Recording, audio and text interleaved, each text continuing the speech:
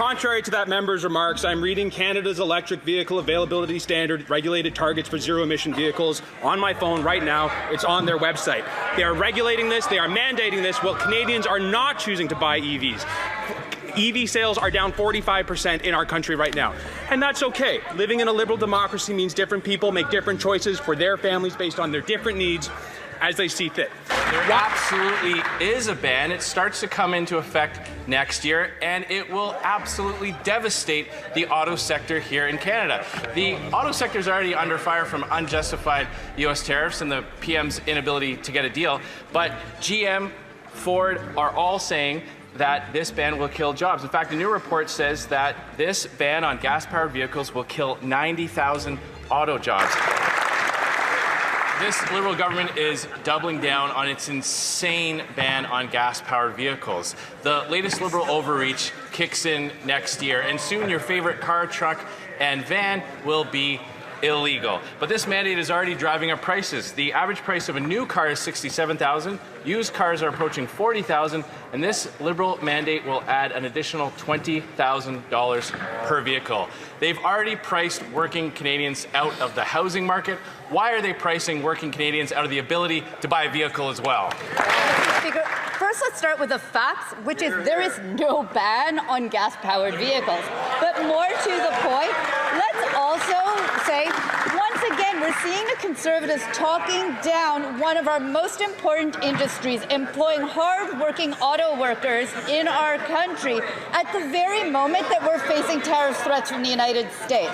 I find it rich that they are choosing to take this position instead of talking up a growing and important industry. We stand with our auto workers. There absolutely is a ban. It starts to come into effect next year, and it will absolutely devastate the auto sector here in Canada. The auto sector is already under fire from unjustified U.S. tariffs and the PM's inability to get a deal, but GM, Ford are all saying that this ban will kill jobs. In fact, a new report says that this ban on gas-powered vehicles will kill 90,000 auto jobs. Wow. Instead of sending even more jobs to the U.S., why not end the ban on gas-powered vehicles and let Canadians decide what kind of vehicle they want to buy? Mr. Speaker, it's nice to hear that they're finally recognizing that we're talking about an industry that's facing unjustified tariffs from the United States. Right. But let's also talk about how our auto sector is important. We need to support it in this moment. It's creating good-paying union jobs in our country. An EV standard actually makes sure that new electric vehicles are available to Canadians. They're cheaper to operate, they're cheaper on upkeep, and Canadians want to be able to have access. You don't have to allow Canadians to buy one type of vehicle by banning their ability to buy the ones that they actually want. You know, this is raising a lot of questions. Canadians, auto workers, Ford, GM, they all don't want the EV mandate, but the Prime Minister is intent on pushing it through. Why? Well, right before becoming Prime Minister, he was chair of Brookfield, and he advocated for a ban on gas-powered cars. Brookfield is heavily invested in the EV supply chain, yet this Prime Minister refuses to reveal his financial interests or self-admitted conflicts. Isn't it true that this isn't about the environment, this is about the bottom line for Brookfield? By the United States that's targeting our auto workers and our auto sector. Make no mistake, we will fight for every job and every worker. We have invested in the auto sector, including the EV sector, to build good jobs in places like St. Thomas, where the Amino Corp is employing people. This government will always invest in workers and make sure that the auto industry is growing, resilient, and successful. That's exactly what this government is doing. It's attacking the auto sector. Our supposedly elbows-up Prime Minister promised to get tough with the U.S., but these unjustified tariffs will kill 50,000 Canadian auto sector jobs. And while he's bungling the trade talks, his self-imposed ban on gas-powered cars will gut another 40,000 jobs. The combination of these two failures will be disastrous for our auto industry. That's 90,000 jobs gone. Poof. Will the Prime Minister admit his failures are killing our auto sector and instead finally stand up for 90,000 Canadian jobs. Questioning is somewhat absurd. Whether you want to get on a Skidoo, whether you want to get on an all-terrain vehicle, whether you want to gas up your F-150, whether the plumber wants to take the truck to work, that is that person's choice in this country. There is no ban on gas-powered vehicles. This is completely conjured up fake showmanship from the Conservatives. Unbelievable. There is an auto sector in Canada. We're going to stand up for the people in it. We're going to protect it, and we're going to give consumers choice. Speaker, an Access poll says 2/3 of Canadians disagree with the disastrous Liberal plan for the ban of sale of new gas-powered vehicles by 2035. The EV mandate will eliminate 38,000 jobs and cost $138.7 billion.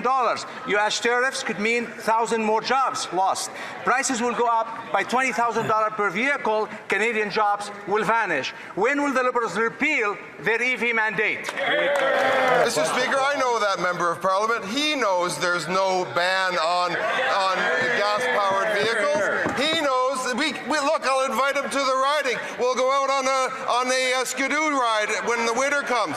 The fact is that Canadians have choice. We'll continue to have choice. In the meantime, we're going to power a new industry, putting Canadian auto workers, unifor workers, unionized men and women to work building all kinds of vehicles in this country. I believe it's on the website. Now, it's not a surprise to Albertans that Liberals think gas and diesel are pure evil. Why else would they be sticking with Justin Trudeau's EV mandates? EV sales are sagging. Auto manufacturers are dead set against these mandates. Mr. Speaker, this Liberal idea is a real clunker. And it's an affront to free choice. So, will the Prime Minister reverse this reckless policy and let Canadians buy the vehicles they actually want to buy? Here, here. When I go down to the street corner near my house, they have this thing called a pump. The pump offers various choices of grades of gasoline, and for the honourable member's benefit, there's a yellow one that says diesel. So if you happen to have a diesel engine, you stick the pump into that one, into your vehicle, and you know what? You have a choice. You run your diesel truck or you run your diesel car. That's all good, Mr. Speaker. Canadians have the choice. Let's drive on. Speaker, contrary to that member's remarks, I'm reading Canada's Electric Vehicle Availability Standard regulated targets for zero-emission vehicles on my phone right now. It's on their website. They are regulating this. They are mandating this while Canadians are not choosing to buy EVs. EV sales are down 45% in our country right now. And that's okay. Living in a liberal democracy means different people make different choices for their families based on their different needs as they see fit. Why won't the Liberals respect the right of Canadians to choose the vehicle that serves their family best? I have a question for the Conservatives. Why in this moment, when we are facing unjustified tariffs from the United States, are they talking down a climate competitive industry that's right here in our country?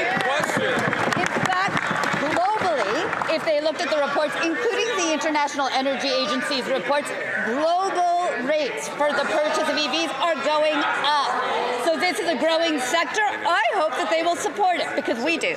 There you go.